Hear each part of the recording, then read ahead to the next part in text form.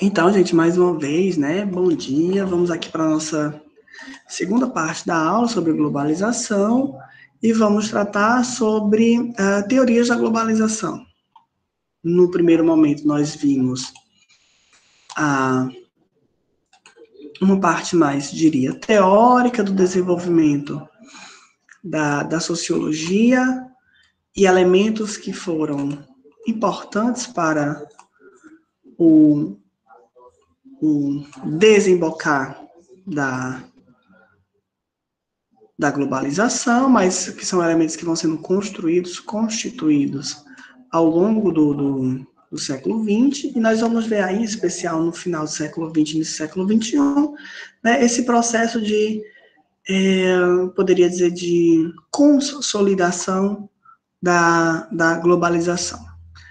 Tá? Então, vamos lá. E conforme nós vamos observar, as teorias da globalização, elas vão capturar alguns processos, né, algumas questões de ordem mais ampla, e dentro dessa teoria de globalização, né, nós vamos vendo pontos importantes. E aí eu vou começar a tratar de pensar, o primeiro ponto é o capitalismo dominante. Isso implica dizer o quê? Isso implica dizer que o capitalismo, ele se desenvolveu como modo e forma de economia que chegou um momento que ele se espalha, ele se espraia por todo o planeta. Independente da forma de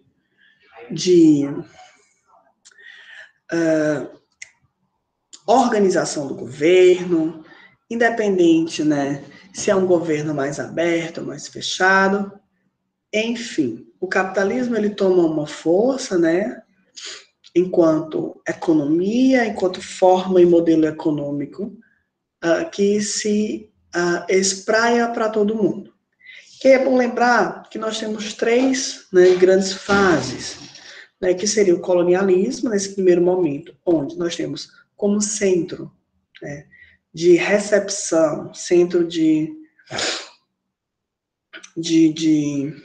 junção, né, de base de capital, né, e aí lembramos, né, vamos lembrar, estou falando de capital, não estou falando único e exclusivamente de dinheiro, estou falando aqui de uma série de formas e de bens que são base para a produção, né, então, bancos, o próprio dinheiro, indústrias, latifúndios, terras, né? Então tudo isso vai dando caldo para ele, tudo isso é capital, né?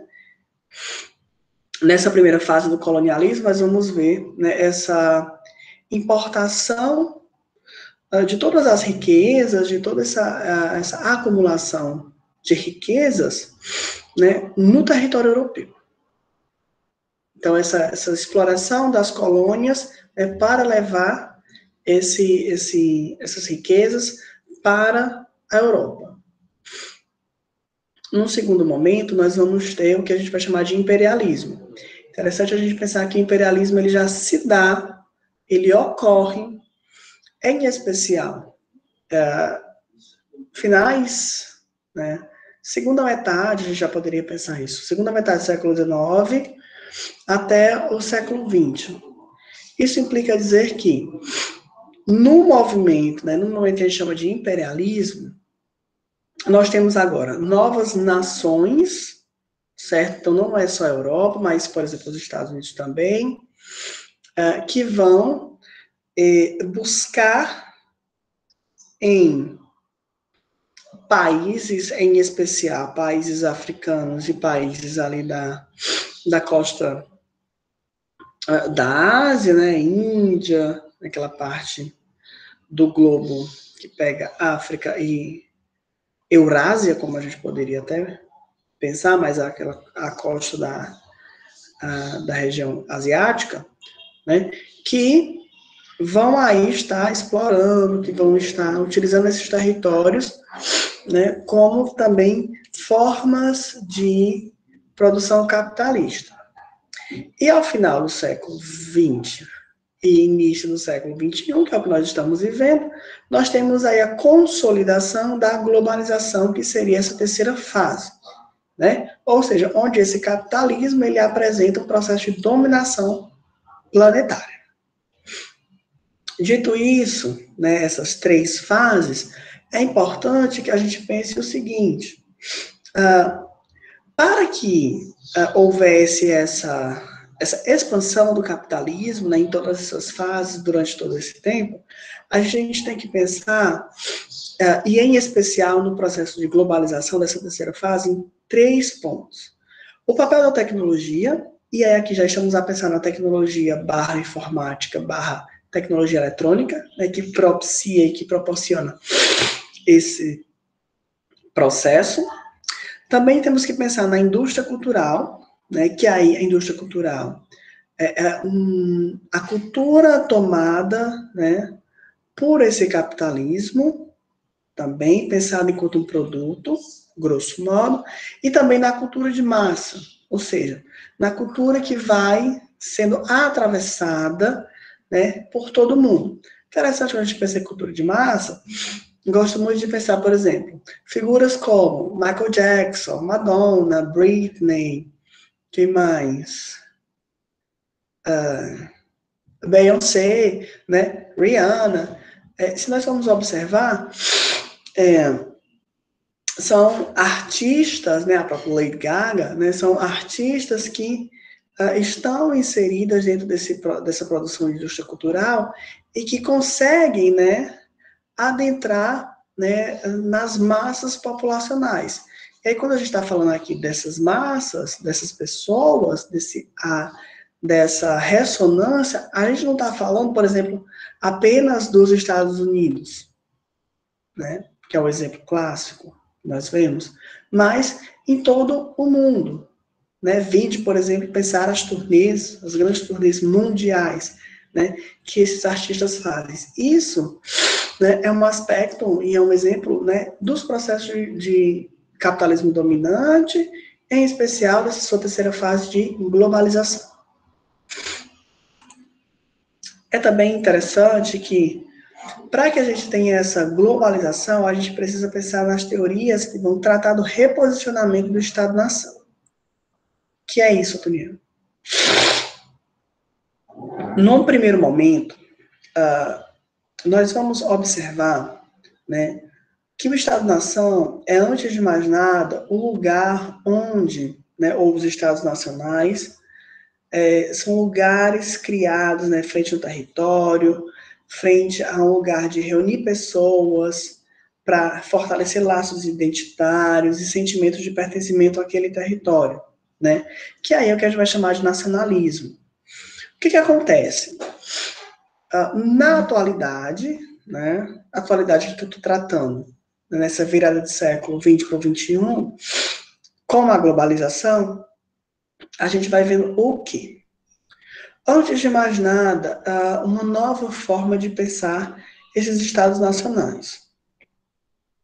Por que, Antoniel? Porque nós temos dois pontos importantes. Um, a internacionalização do mercado, e dois, a transnacionalização da economia. O que é que isso significa? Isso significa dizer o quê? Que agora, frente à globalização, frente aos aspectos tecnológicos, eu não tenho apenas, né, a concentração ou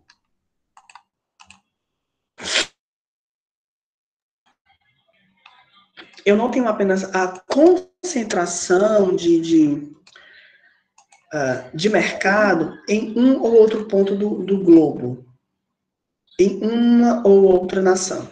Por mais que eu tenha centros como posso dizer, centros que reúnam esse mercado, mas ele agora se torna internacionalizado. Então, isso gera também um novo posicionamento, né, dos Estados nacionais. E a transnacionalização da economia é o seguinte, é interessante, por exemplo, que eu tenho uma grande empresa e essa empresa, ela se encontra, né, grandes empresas internacionais, elas se encontram em diversas partes do mundo. E elas se encontram em diversas partes do mundo a gente poderia pensar, por exemplo, de modo temporário, no sentido de até quando for bom para elas. Um exemplo, a gente pode ver que várias empresas, né, multinacionais, elas fecharam aqui no Brasil. Então, esse é o processo de transnacionalização. Isso implica dizer o quê? Ah, Antônio, a empresa fechou aqui no Brasil. A empresa fechou no mundo? Não. Ela fechou a filial que está no Brasil. Talvez ela pode pegar essa filial e abrir em outro país. Seja mais rentável, mão de obra mais barata, né, isenção de impostos. Então, tudo isso vai gerando, vai criando, né, um reposicionamento do Estado-nação. Vide OBS, barra. É importante aqui só um dado, né? 2 pontos, assim, importantíssimos. Nós temos visto, né, essa é uma teoria de globalização, posta para a gente observar e pensar, que existe e que está colocada e posta, mas é notório e observado que nos últimos 10 anos, poderia fazer esse recuo histórico, nós temos visto uma tendência contrária a esse reposicionamento do Estado-nação, que seria uma volta às ideias nacionalistas, às ideias, né, de fechamento de mercado ou de proteção do Estado, né, frente a esses avanços da globalização. Então, é uma coisa para a gente estar atento. Importantíssimo, né? Sem isso, a gente não pode pensar, né, uma globalização, né? Uma terceira teoria é a informática e a automação, como nós falamos lá com o Castel, né? A comunicação em rede. Antes de mais nada, isso vai implicar uma radical transformação na forma como a gente concebe, né, os processos produtivos. É muito interessante porque essa concepção dos processos produtivos, elas implicam diretamente na ordem do trabalho. Então, se antes eu precisava de 10 pessoas para produzir alguma coisa, algum produto, agora eu tenho uma máquina. E essa máquina, antes de mais nada, autônoma. Então, eu só preciso da máquina e que ela faz todo o trabalho e que se eu precisar, se eu sou o dono do meio de produção e se eu precisar a máquina quebrou, eu faço, ligo para alguém, eu não preciso nem ter uma pessoa contratada, né, um funcionário, mas eu ligo para uma assistência técnica, o cara da assistência técnica chega, conserta a máquina e pronto. Então vejam como, né, isso também vai gerando outros processos para a gente pensar daqui a pouco.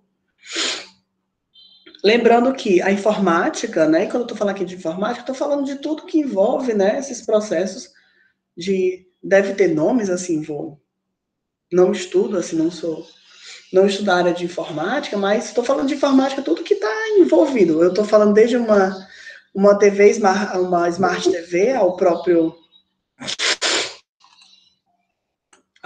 computador, aos smartphones, enfim, né, esses produtos que são atravessados por essa informática. Então, esses produtos, eles nos atravessam, né, todos os dias, então acho que um dado, hoje tem mais celular do que gente no Brasil, né, você tira, acho que da última vez que eu vi a pesquisa, dava 2 ou era 2 celulares e meio para cada habitante, se fosse pegar e dividir para todo mundo. Você começa também a perceber, né, embora muitas pessoas ainda não tenham acesso à internet, mas uma ampliação, né, desse acesso, né, à rede de internet. E também nós vamos vendo os processos de mercantilização das redes sociais. Continuando, é muito importante que nesse processo da globalização, você vai vendo o quê? Né? A informação como uma mercadoria. Então, agora, o que gira é a informação. Então, o dado, né, o grande volume de informações que é gerado, né, todos os dias. E aí você vai vendo, por exemplo, os big data, os data analytics. Né? Então, por quê? Porque são informações que são geradas a todo momento. Esse processo de informática e automação, ele vai gerar também um processo, né, que também está ligado a essa reconfiguração do Estado-nação, que são os processos de desregulamentação dos aparelhos estatais. Em especial, as ideias de privatização, tá? Então, você vai vendo que esse mercado, né, esse tal mercado, né, esse ser invisível que existe, né, nós sabemos que existe, mas nós não vemos, né? Apenas sentimos, apenas vamos vendo as suas, o seu desenrolar nas nossas vidas, né? Vai estar muito ligado também aos processos de privatização, então a desregulamentação do aparelho estatal.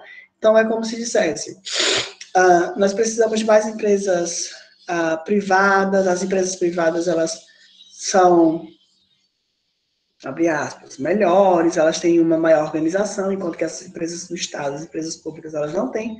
Lógico, isso a gente precisa pensar essa desregulamentação do aparelho estatal sobre vários vieses, né, sobre várias óticas, em especial a ótica mais crítica, né, o que é que isso significa, esse desmonte do Estado, né, mas aqui nós deixamos esse ponto para outro momento, para uma reflexão posterior, né, não cabe aqui esse aprofundamento, mas é importante que vocês estejam ligados a esse processo.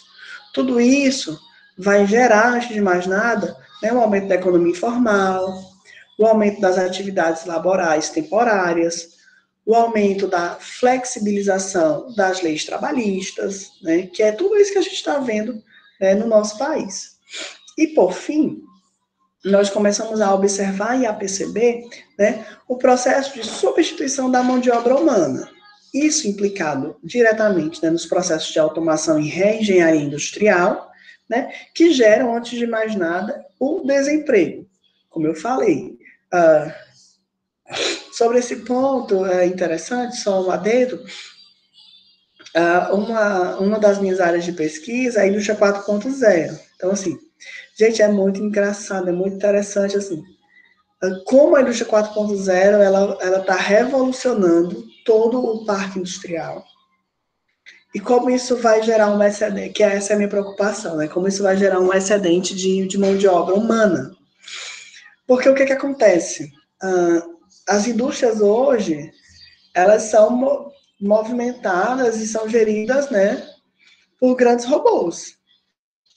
E esses robôs, eles são autômatos, ou seja, não precisa de uma pessoa para estar regulando o robô, né, ou a máquina, enfim, como a gente queira chamar. O próprio sistema se autorregula. Só se der alguma falha, alguma coisa que precisa vir uma pessoa para fazer como se diz, um religamento, uma nova configuração, fez aquilo, o cara foi embora, os robôs, eles continuam trabalhando, então, continuam trabalhando, e por exemplo, se é para aumentar a produção, eles aceleram, se é para diminuir, né, automaticamente eles já reduzem, então não precisa mais do ser humano, né? E isso, que é a minha preocupação no campo de trabalho, né, para onde é que vai esse excedente de trabalho? Porque dizem assim, né, agora você vai ter que se capacitar porque a empresa ou a indústria que você trabalha, ela mudou, agora ela está automatizada. Tudo bem, mas não vai ter emprego para, por exemplo, 1.000 pessoas com automatização. Essa automatização, antes de mais nada, ela busca nessa redução, né, dos custos, sei lá, 50 pessoas, 30 pessoas é que vão resolver o problema. E o restante, o excedente, né? Então, essa é uma das minhas questões, assim, de pensamento. Também nós temos que pensar que com a informática e com a automação gerou um processo de interdependência, né? Novas tecnologias, né? Novas relações, fusão de empresas, de departamentos, de processos produtivos. Isso é interessante a gente pensar também. Nessa nossa interdependência, isso implica também, tem implicações diretas com a gente, na nossa dimensão social. Esse processo de interdependência, de ampla informática e automação em termos globais, ela gera também processos, né, de reflexividade, Ou seja, de uma reflexividade rápida, juntarei aqui o Gidnes com Bauman, que gera um impedimento de identificar, né, os determinismos do mundo contemporâneo, ou seja, o que é fixo, o que existe, o que é que não existe. E também a globalização, dentro desse processo 3 de informática e automação, ele é vivido por todo mundo. E essa vivência, ela nos obriga a experimentar uma nova dimensão social. E aí, lógico, né, pensando nesse agravamento junto à pandemia, uma vez que a partir da... já existia, né, nós já tínhamos esses processos, desde os processos de educacionais, desde a nossa vida cotidiana, seja para resolver alguma coisa no banco, seja para resolver alguma coisa, não sei, de comida, de iFood, de alimentação, seja para uma farmácia, você já entra no seu celular, você já não precisa mais estar conversando com um vendedor, talvez o próprio sistema, ele já te, né, vendo ali a configuração, não entendo muito disso, mas ele já te responde, ele já faz o teu pedido, tudo automático. Talvez tu nem sabe se tem uma pessoa ali atrás, né, respondendo, talvez seja o próprio sistema, né? Então você vai vendo que a globalização, ela atravessou todo mundo, né? E quando eu digo todo mundo, é todo mundo mesmo, porque se você não tem acesso a esse processo, né, você está excluído, então é um meio dentro-fora, né? Você também faz parte, né? E aí a gente volta para as questões da desigualdade, porque, tipo,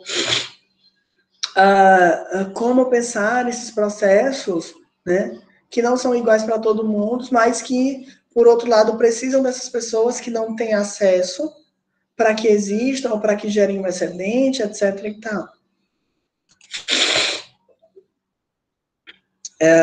Por fim, né, o ponto 4 é o processo de desterritorialização. Né? Quando a gente está falando das teorias da globalização, é importante que a gente fale, né, da desterritorialização. Né? Território, né, o des é de retirada. Como esses processos, né, que foram acontecendo ao longo do século XX, a primeira coisa, as mudanças na concepção de tempo e espaço das pessoas. Então, isso é um ponto interessantíssimo, porque é o que a gente está fazendo aqui agora. Eu estou em Fortaleza, alguém está em Iguatu, outro está em Lavras, outro está em Icó, outro está em Jaguaribe. Não estamos mais no único território. Estamos em territórios diferentes, em espaços diferentes. Não estamos mais numa sala de aula, tal como conhecemos. Que é lá na faculdade, lá em Icó, nas salas 1, 2, 3, 4, 5, que tem uma espacialidade, uma organização própria. Não. Eu estou aqui, do meu lado tem a porta, a cozinha, uma janela, na casa de vocês, onde vocês estiverem, totalmente diferente. Né? Então, essa é uma das questões que as teorias de globalização, né, nos fazem pensar. Outro ponto também é a criação de espaços fictícios, né, em oposição a espaços fixos, que é isso que a gente está fazendo aqui também, e aí nós podemos ampliar isso para as redes sociais, para, como diz aquele joguinho que você faz um avatarzinho, sei lá, não sei, mas tem um nomezinho, acho que vocês devem saber. Smile também, né, que você cria seu avatar e você vai criando casa, você vai vivendo uma realidade paralela, um espaço, né, que não é real. Isso também está ligado a esse desenraizamento, a essa questão de desterritorialização, e também, né, o desenraizamento, né, as tecnologias transformam os ambientes. Ou seja, de onde é que eu sou? Eu sou de Icó, mas eu moro em São Paulo. Aí de São Paulo eu fui para o Rio, aí eu voltei para Icó. Onde é que eu estou? Quais são as minhas raízes, né? Então, isso também é um processo... é um novo processo. É um novo lugar de reflexão. Por fim, eu trago aqui os processos os não-lugares, né, que é tratado pelo Marc Augé, que é um antropólogo francês, é muito interessante, né? E esses não-lugares também geram espaços de aculturação, né? E são espaços que você encontra no mundo globalizado. Daniel, o que você acha que tu está falando? Me diga qual é a diferença entre os shops. Qual é a diferença entre os shops? Um shopping center. Quais são as diferenças gritantes que existem entre os shopping centers? Quase nenhuma. Todo shopping é muito igual. Não é não? Tem as lojas, praça de alimentação, cinema, então é tudo muito igual. Então, tanto faz você ir no shopping de Fortaleza, como você ir no shopping de Juazeiro, como você ir no shopping de Belém, como você ir no shopping de Manaus. É tudo muito parecido. Aeroporto. Aeroporto é tudo igual. Me diga qual é a diferença, só o tamanho. Mas se você for em qualquer aeroporto do Brasil ou do mundo, é do mesmo jeito. Então, isso é o que o Mark Alger está chamando aqui de não lugares, né? Lugares de passagem. Ou seja, lugares que o território, eles, ou o espaço, ele independe do lugar geográfico. Então, tanto faz ser em Fortaleza, em Juazeiro, em Icó, em São Paulo, Rio, Porto Alegre, Manaus, Roraima, não importa. Quando você chegar é tudo igual. Outro processo importante é o processo de metropolização, né? Que é a criação, né, das grandes cidades, né? As metrópoles, elas sempre existiram, né? Só que o que acontece? Né? No mundo globalizado, você vai ver que existem cidades, Nova York, São Paulo, Tóquio, Xangai, Londres, Paris, que mais? Berlim, Buenos Aires. São cidades metropolitanas que são pontos estratégicos da sociedade. E quando eu estou falando de sociedade, eu estou falando tanto de sociedade nacional, como, né, de sociedade global. Né? Então, você vai vendo o processo de centralização e metropolização. Outro ponto que eu gosto de destacar bastante, né, que junto com essa questão de desterritorialização e metropolização, é assim. Gente, qual é a cidade que não mudou de 30 anos para cá? Vocês conhecem essa cidade que não mudou? Até mesmo nas cidades mais interioranas, pode falar, Yasla. Não, eu disse que não conhecia.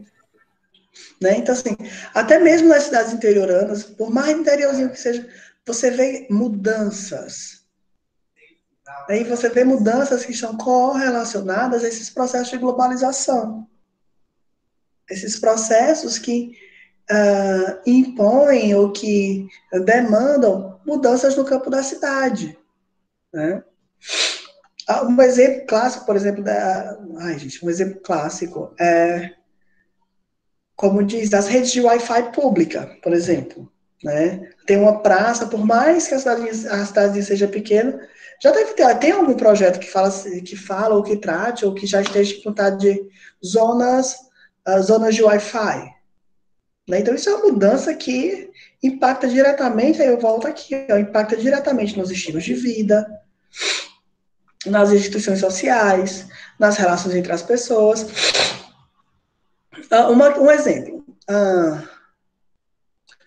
Eu gosto muito de pensar. O aumento do número de academias de musculação e ginástica tem diretamente uma correlação com esse processo de globalização. Tem diretamente. Lógico, estou aqui fazendo inferência para as cidades menores. Mas, né, nas grandes cidades, né, você vai vendo que esses estilos de vida, as instituições, as relações, elas vão, né, sendo constantemente muito rápidas, muito, como posso colocar, muito aceleradas, né? E de uma forma ou de outra, esses movimentos, eles também adentram, né, em cidades menores, cidades interior, né? É interior, assim, no sentido geográfico mesmo, né? Fluxos, né? É importante também que a gente pensar que essas metrópoles, elas geram grandes fluxos de informação, comunicação, habitantes e mercadorias. Então, basta, por exemplo, a gente pense no Brasil, a cidade de São Paulo, né? O tanto de fluxo de informação, comunicação, o tanto de gente que já está lá e que chega, né? O fluxo, as trocas, né? De mercadorias que acontecem, né? Naquela cidade. É um exemplo. Né? E, por fim, é interessante também pensar que os centros urbanos, né, assim como esses lugares que nós falamos, eles também tornam-se, né, cada vez mais iguais. Você vai vendo, né, que a estética, a arquitetura, a forma de organização desses grandes centros, dessas grandes metrópoles, também vão se adequando, também vão se parecendo bastante. Lógico, e aí, no sentido de ter grandes prédios, grandes construções, e aí, lógico, também levando em consideração os aspectos geográficos, né, de onde cada centro está localizado. Então, são características dessas metrópoles. O cosmopolitismo, ou seja, tem gente de todo buraco, gente de todo mundo, onde você imaginar. Tem gente vivendo, atravessando, passando temporadas, né, dentro dessas metrópoles. O anonimato, ou seja, o sujeito, ele é mais um, ele é, como a gente fala, um na multidão. Ao mesmo tempo, você tem o coletivismo, que não é coletividade, tá? Então, esse coletivismo, você está aí, mesmo sendo sujeito anônimo, você tem coletivos, você tem relações coletivas que te atravessam, que você está inserido. E, por fim, a pluralidade em todos os âmbitos.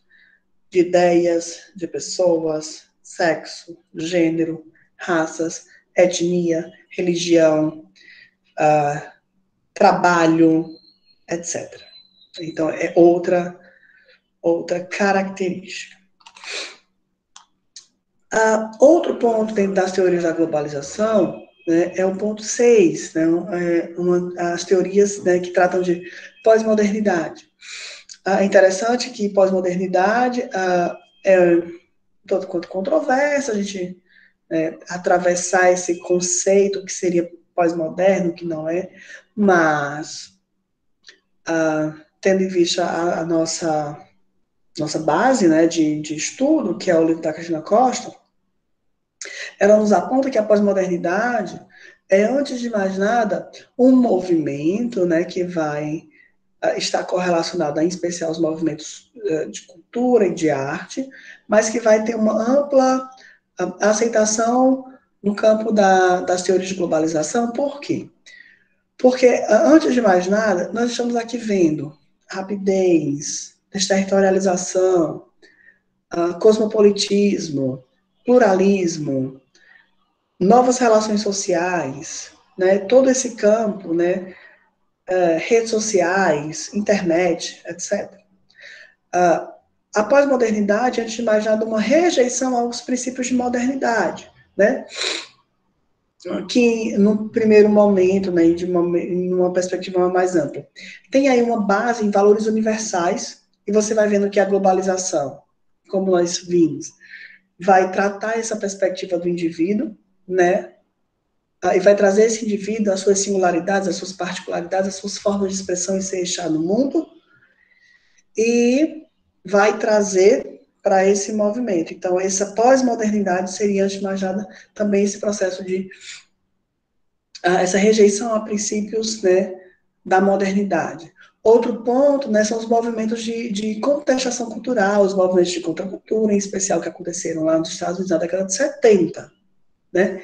E, por fim, a Cristina Costa nos aponta que a pós-modernidade ela tem uma característica que sai único exclusivamente de uma égide. Né? Égide sinônimo para égide é proteção, significado, sai dessa proteção de uma ideia de um Estado, né, que é próprio da modernidade, ou seja, a construção de um Estado, onde as pessoas estão, e esse Estado os protege, né? E aí essas pessoas dentro desse território, elas vão se articular, elas vão pensar, elas vão trabalhar, e esse Estado vai crescer. O que é que acontece?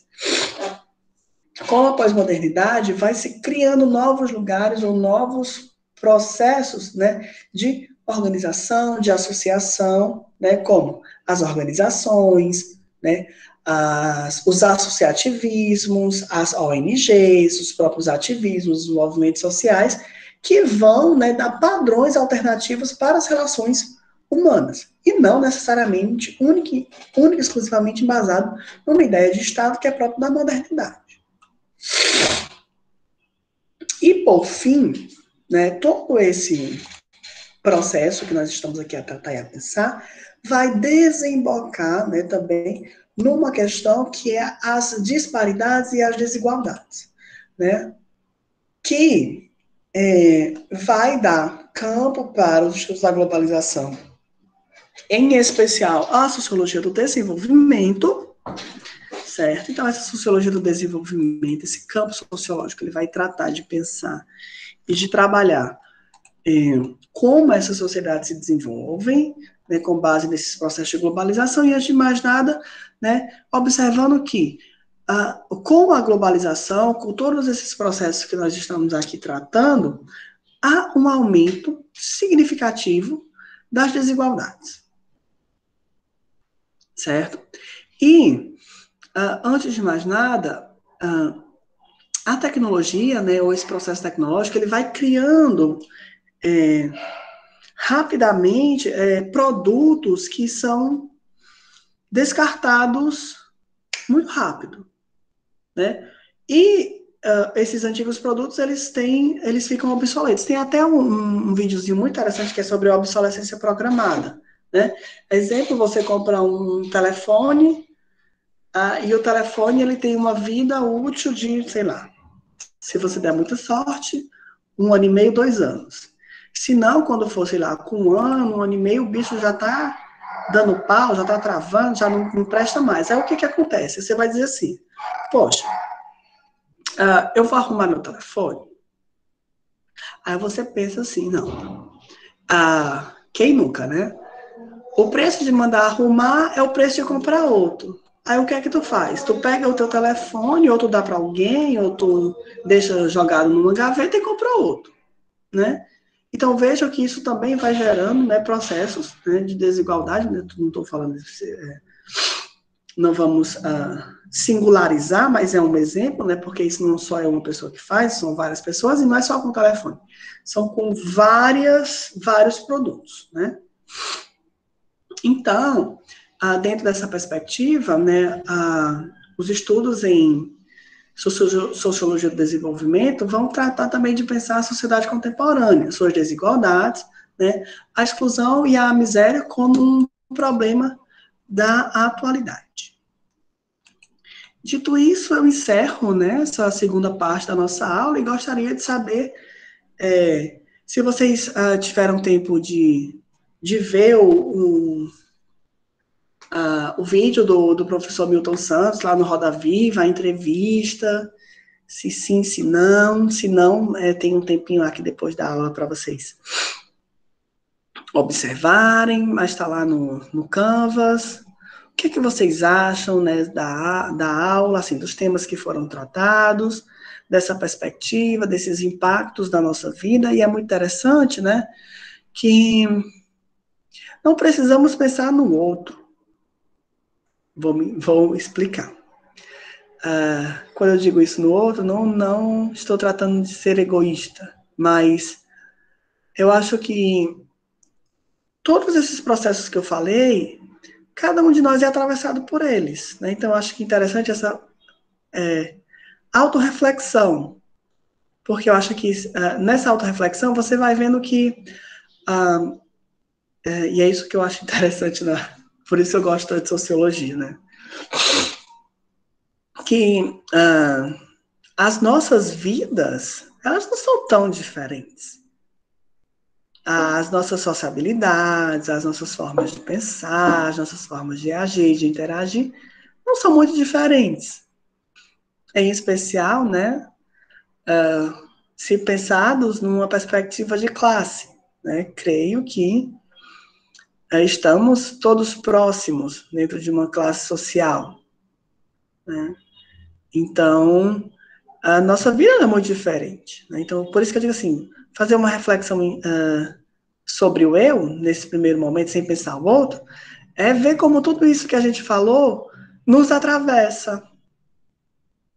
Né? E como, né, interessante também, fazendo esse link, essa ponte com a psicologia, né, que é o nosso curso, como esses processos que nós tratamos aqui de pensar compõem a subjetividade, compõem a formação do sujeito. E aí, lógico, né, que se dá, né, como o Norbert Elias, né, nos trouxe, né, dentro desses processos de relação intersubjetiva. Quando eu digo a gente é muito parecido, é porque nós tratamos de pensar, né, relações de intersubjetividade que nos ligam.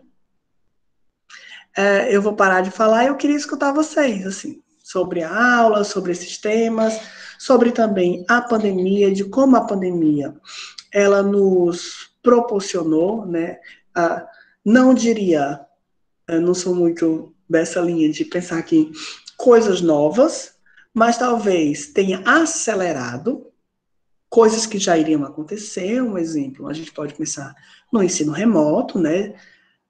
Já ia, de algum modo, acontecer, ou iríamos passar por esse processo, só que a pandemia acelerou, e também gosto de pensar, por exemplo, as relações amorosas na pandemia, então os diversos aplicativos, o Tinder, né, truando aí, que mais?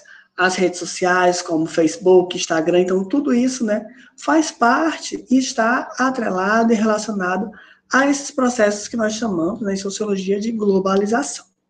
E aí eu queria escutar vocês. Caso vocês queiram, eu vou para a gravação, tá bom? E aí a gente conversa de modo mais livre e mais tranquilo. Deixa eu parar aqui.